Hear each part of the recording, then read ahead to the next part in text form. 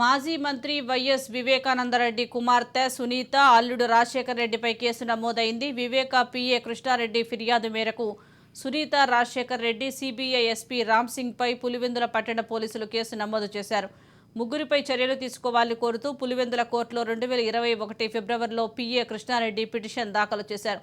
వివేక హత్య కేసు విచారణ సమయంలో సిబిఐ ఎస్పీ రామ్సింగ్ తనను వేధించారని కృష్ణారెడ్డి పిటిషన్లో పేర్కొన్నారు. సునీత, రాజశేఖర్ చెప్పినట్లు వ్యవహరించాలని రామ్సింగ్ బెదిరించారన్నారు. కృష్ణారెడ్డి పిటిషన్పై విచారణ జరిపిన పులివెందుల కోర్టు చర్యలు తీసుకోవాలని పోలీసులను ఆదేశించింది. దీంతో కోర్టు ఆదేశాల మేరకు పోలీసులు ముగ్గురుపై కేసు నమోదు చేశారు. 5/3/2019 తేదీన వైఎస్ వివేకానందరెడ్డి గారి మర్డర్ అవడం జరిగింది. ఈ కేసుకు సంబంధించి ఫస్ట్లో సిట్ 1, సిట్ 2, సిట్ 3 అని స్టేట్ గవర్నమెంట్ యొక్క ఇన్వెస్టిగేషన్ ఏజెన్సీలో పనిచేయడం జరిగింది.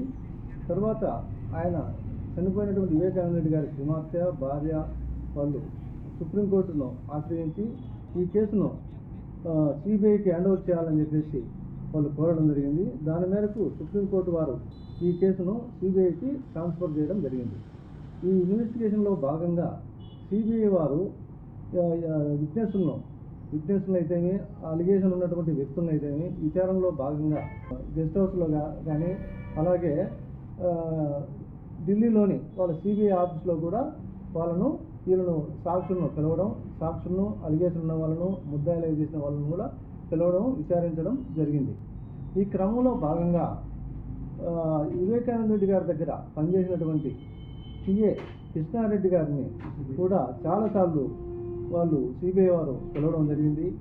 ఆ పిలవడంతో పాటు అతని మీద అనేక రకాలైనటువంటి ఫోర్స్ తెచ్చి వాళ్ళకు అనుకూలంగా సాక్ష్యాన్ని చెప్పించే కార్యక్రమంలో భాగంగా అతన్ని కొట్టడం, బాగా టార్చర్ చేయడం, థర్డ్ డిగ్రీ యూజ్ చేయడం కూడా జరిగింది.